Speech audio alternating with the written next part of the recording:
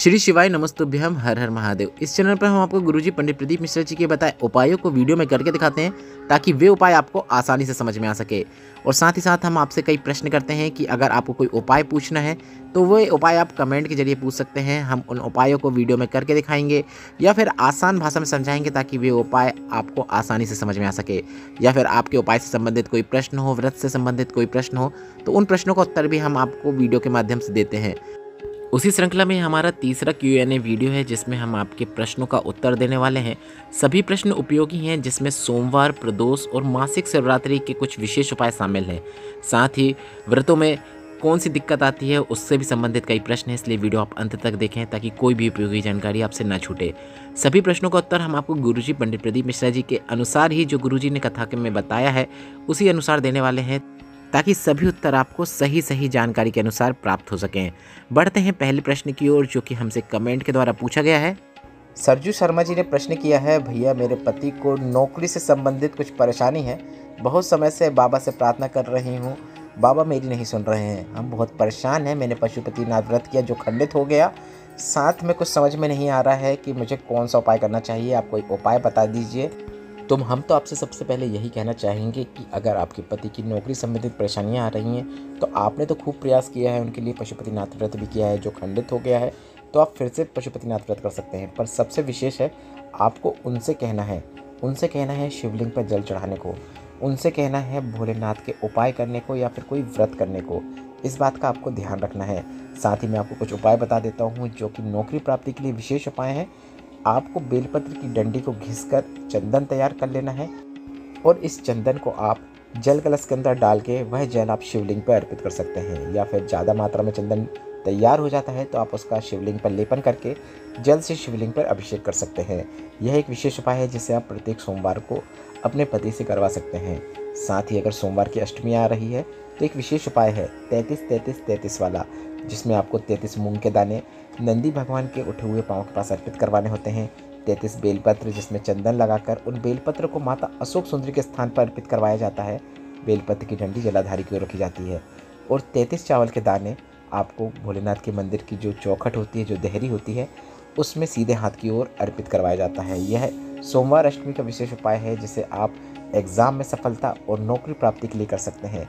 तो मैंने आपको 2 से 3 उपाय बता दिए हैं। आप चाहो तो बेलपत्र के पेड़ के नीचे उनसे जल अर्पित करवा सकते हैं। इन सभी उपायों में से अगर आप एक उपाय भी करते हैं तो आपके पति को जो नौकरी संबंधित परेशानी आती हैं वह दूर हो जाएंगी और उन्हें अच्छी नौकरी की प्राप्ति होगी या फिर जो भी परेशानी है वह दूर हो जाएगी। बढ़ते हैं अगले प्रश्न की ओर, जो कि कमेंट के माध्यम से हमसे पूछा गया है।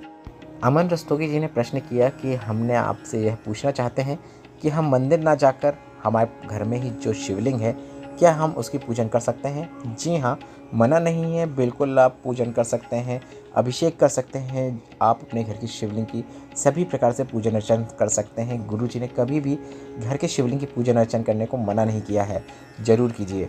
पर साथ में आपके घर के नज़दीक में जो शिवालय है, अगर कोई गुरुजी उपाय बताते हैं जो कि सिर्फ शिवालय में जाकर करने होते हैं तो वे आप शिवालय में जाकर करें, क्योंकि गुरुजी कहते हैं आप घर की शिवलिंग को बार बार उठाते हैं, हिलाते हैं, उसका जलाभिषेक कराते हैं, फिर वापस वहाँ पर रख देते हैं। मतलब वह एक जगह स्थापित नहीं होती है और जो शिवलिंग एक जगह स्थापित होती है उसकी महत्वता और अधिक होती है। और घर के नज़दीक जो शिवलिंग होती है उसमें कई हज़ारों की संख्या में श्रद्धालु लोग आकर पूजन अर्चन करते हैं, अभिषेक करते हैं। कई बार उसका अभिषेक हो जाता है, हज़ारों बार उसका अभिषेक होता है। ऐसे में उसकी सिद्धता और बढ़ जाती है। तो आप अपने घर के शिवलिंग का पूजन अर्चन कीजिए, उसमें भी महादेव की आपको कृपा प्राप्त होती है। पर कुछ विशेष समय में, विशेष तिथियों में, विशेष महीनों में आपको शिवालय में जाकर, देवालय में जाकर भी पूजन अर्चन जरूर करना चाहिए। बढ़ते हैं अगले प्रश्न की ओर। यश गेमिंग ने प्रश्न किया है, क्या पशुपतिनाथ व्रत में जो पहले दिन प्रसाद लेकर जाया जाता है वही बाकी के जो सोमवार रहते हैं उसमें भी लेकर जाना जरूरी होता है? इस प्रकार का इनका प्रश्न है, तो हम आपको बता दें ऐसा बिल्कुल ज़रूरी नहीं है। आप अलग अलग दिन अलग अलग प्रसाद भी अर्पित कर सकते हैं, पर एक नियम की बात होती है। अगर आप एक नियम के अनुसार पूजन अर्चन करते हैं तो उसका फल आपको अधिकता में प्राप्त होता है। तो आप एक नियम बना लें कि मैं 5 सोमवार को यह अर्पित करूंगी और उसी का आप पालन 5 सोमवार तक करेंगे तो काफ़ी अच्छी बात है। बढ़ते हैं अगले प्रश्न की ओर। हिनल कुश जी ने प्रश्न किया, श्री शिवाय नमस्तुभ्यम, एकादशी के दिन शिवलिंग पर चावल चढ़ा सकते हैं क्या? तो इसका आंसर स्वयं गुरुजी पंडित प्रदीप मिश्रा जी ने कथा के दौरान दिया था कि जिन्होंने जन्म नहीं लिया है, जो अजन्मे हैं जैसे कि भोलेनाथ, तो उनको आप चावल अर्पित कर सकते हैं। और जिन्होंने जन्म लिया है जैसे कि इंसान, मनुष्य, उन्हें एकादशी के दिन चावल का भोग नहीं करना चाहिए। अर्थात हाँ, आप एकादशी के दिन शिवलिंग पर चावल चढ़ा सकते हैं। ऐसा गुरुजी पंडित प्रदीप मिश्रा जी ने ही कथा के दौरान बताया है। बढ़ते हैं अगले प्रश्न की ओर। SSN तनु टीगू जी ने प्रश्न किया है, हर हर महादेव, एक क्वेश्चन है, मैंने 16 सोमवार व्रत चल रहे हैं और अब की बार मंडे को एकादशी है, तो ऐसे में कौन सा फास्ट रखना चाहिए? तो गुरुजी ने स्वयं कथा के दौरान बताया है, 16 सोमवार व्रत हो और या फिर पशुपतिनाथ व्रत चल रहा हो, इन व्रतों के बीच में अगर कोई विशेष तिथि आती है या फिर कोई विशेष व्रत आता है तो आपको वही व्रत रखना है। एकादशी आई है तो आप एकादशी रखिए, या फिर कोई विशेष पर्व आता है, विशेष व्रत आता है तो आप वह व्रत कीजिए। 16 सोमवार का व्रत आप अगले सोमवार से फिर कंटिन्यू कर सकते हैं। ऐसा आप पशुपतिनाथ व्रत के दौरान भी करते हैं। अंशुल जी ने प्रश्न किया है, दिया सीधे हाथ की ओर लगाना है या फिर उल्टे हाथ की ओर? वीडियो में सीधे हाथ की ओर दिख रहा है। यह प्रश्न उन्होंने उस उपाय में किया है जिसमें चौखट में दीपक लगाना होता है। तो हम आपको बता दें, हमेशा चौखट में दीपक आप अगर लगा रहे हैं, अगर आपका मुख शिवलिंग की ओर है, मतलब आप चौखट के बाहर बैठे हैं, तो आपको अपने सीधे हाथ की ओर लगाना है। और अगर आपकी पीठ की ओर शिवलिंग है, आपका मुख मंदिर की बाहर ओर है, तो आपको उल्टे हाथ की ओर दीपक लगाना है। ऐसे में एक ही जगह दीपक लग रहा है, बस दिशाएं अलग अलग हो गई हैं, सीधा या उल्टा। आपको इस बात का ध्यान रखना है। अगर आप शिवलिंग को देखते हुए मंदिर के बाहर से दीपक लगा रहे हैं, चौखट के बाहर से दीपक लगा रहे हैं, तो आपको सीधे हाथ की ओर दीपक देहरी के पास लगाना है। आशा करता हूँ आपको समझ में आ गया होगा। बढ़ते हैं अगले प्रश्न की ओर। शानू जी ने बहुत अच्छा प्रश्न किया है। उन्होंने पूछा है, भैया अगर अपनी कोई मनोकामना पूर्ण करना चाहते हैं तो 16 सोमवार का व्रत हमें कब करना चाहिए? तो इस पर गुरुजी ने अभी हाल ही में पूर्ण हुई 16 सोमवार शिव महापुराण कथा में जानकारी दी है। आप उसे ध्यान से समझिए। अगर आप सावन में 16 सोमवार का व्रत उठाना चाहते हैं तो सावन में 16 सोमवार का व्रत हम संतान प्राप्ति के लिए उठाते हैं। अगर आपको संतान की कामना है तो आप सावन में 16 सोमवार व्रत की शुरुआत कर सकते हैं। अगर बीमारियां चल रही हैं, तकलीफ़ चल रही है, शरीर में कष्ट चल रहा है या फिर किसी भी प्रकार की समस्याएं चल रही हैं, तो उसे दूर करने के लिए आप वैशाख माह में सोमवार का व्रत उठा सकते हैं। और अगर धन संपदा या फिर मनोकामना पूर्ति या फिर व्यापार वृद्धि, मतलब आर्थिक स्थिति मजबूत करने के लिए, धन संपदा प्राप्ति के लिए, नौकरी व्यवसाय में तरक्की प्राप्त करने के लिए, नौकरी प्राप्ति के लिए अगर आप 16 सोमवार व्रत उठाना चाहते हैं तो यह व्रत आप मार्गशीर्ष माह में उठा सकते हैं। आशा करता हूँ आपको जानकारी उपयोगी लगी होगी, तो वीडियो को अभी लाइक कर दें। बढ़ते हैं अगले प्रश्न की ओर। चांदनी अग्रवाल जी ने प्रश्न किया है, नंदी के सर पर जो हम बेलपत्र चढ़ाते हैं वह उल्टा चढ़ाना चाहिए या फिर सीधा? तो हम आपको बता दें, गुरुजी ने ही बताया है, नंदी के ऊपर अगर आप बेलपत्र को अर्पित कर रहे हैं तो यह बेलपत्र आपको सीधी अर्पित करना है। अगर शिवलिंग के ऊपर अर्पित करते हैं तो उल्टी अर्पित करना है। और अगर नंदी के ऊपर अर्पित कर रहे हैं या फिर सर में अर्पित कर रहे हैं तो आपको हमेशा सीधी बेलपत्र ही अर्पित करना है, क्योंकि नंदी के ऊपर महादेव विराजमान होते हैं। बढ़ते हैं अगले विशेष प्रश्न की ओर। निधि गोस्वामी जी ने प्रश्न किया है। उन्होंने कहा है, बेल फल की भस्मी वाला उपाय बताइए। यह उपाय तो सिर्फ वैशाख माह में किया जाता है, जिसमें बेल फल को सुखाने के बाद उसकी भस्म तैयार की जाती है। इस उपाय को अभी आप नहीं कर सकते हैं, सिर्फ वैशाख माह में कर सकते हैं। पर अगर आप कोई भस्म वाला उपाय करना चाहते हैं तो आप अलोनी गोबर के कंडे की भस्म वाला उपाय कर सकते हैं।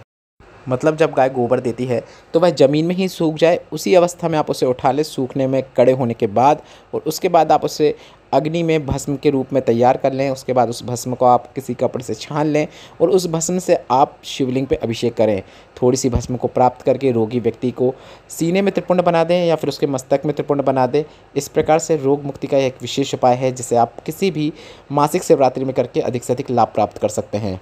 बढ़ते हैं अगले प्रश्न की ओर। नेहा शर्मा जी ने प्रश्न किया है, श्री शिवाय नमस्तुभ्यम। एक क्वेश्चन था, पशुपतिनाथ व्रत में जो प्लेट हम रेडी करते हैं उसमें फ्रूट और फ्लावर इवनिंग के लिए हम मॉर्निंग में ही रख लें, पर ऐसा करने पर इवनिंग तक वह बेकार हो जाते हैं और पंचामृत भी। तो ऐसे में क्या करना चाहिए, शायद इनका यही प्रश्न है। तो हम आपको बता दें, गुरुजी ने ऐसा कभी नहीं कहा है कि आपको जो शाम को चीज़ें चढ़ाना है वह आपको सुबह लेकर जाना है। ऐसा नहीं है। आप सुबह चंदन, अबीर, गुलाल, जो सामग्री सुबह लेके जा रहे हैं उनको आप शाम को उपयोग कर सकते हैं, जो ख़राब नहीं होती हैं। पर ऐसी सामग्री जो शाम तक ख़राब हो सकती है उन्हें आपको उस थाली में नहीं ले जाना है। आपको थाली सुबह वाली ही ले जाना है, जैसे कि उसमें आपने अबीर रखा है, गुलाल रखा है, भस्म रखी है। जो जो आप शिवलिंग के अभिषेक के दौरान उपयोग करना चाहते हैं उन सामग्री का आप शाम को उपयोग कर सकते हैं। पर ऐसी सामग्री जो ख़राब हो जाती है उसे आप उसी थाली में वापस शाम को रखते हुए उसे मंदिर पर ले जा सकते हैं। ऐसी सामग्री को आप सुबह से लेकर शाम तक थाली में ना रखे रहने दें जो ख़राब हो जाती है, क्योंकि हम भोलेनाथ को वही चीज़ अर्पित करना चाहते हैं जो अच्छी हो। तो ऐसे में आप शाम को उन्हें फिर से तैयार कर लें, मतलब पंचामृत आप शाम को फिर से तैयार करें। इसके बाद आप शाम को पंचामृत चढ़ाएँ। वैसे शाम के समय पंचामृत चढ़ाने की ज़रूरत नहीं होती है, क्योंकि पंचामृत से आपने सुबह अभिषेक कर दिया है। शाम को आप प्रसाद का भाग ले जाते हैं, वह आपको अर्पित करना होता है। आशा करता हूँ आपको वीडियो उपयोगी लगा होगा। अगर आपके मन में भी कोई प्रश्न है उपाय से संबंधित या फिर व्रत से संबंधित, तो प्रश्न आप कमेंट के जरिए हमसे ज़रूर पूछेगा। हम अगला Q&A के वीडियो में आपके प्रश्नों को ज़रूर शामिल करेंगे।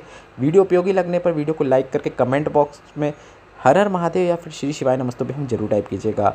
और चैनल में नए हो तो आप चैनल को सब्सक्राइब करना बिल्कुल ना भूलें। श्री शिवाय नमस्तुभ्यम, हर हर महादेव।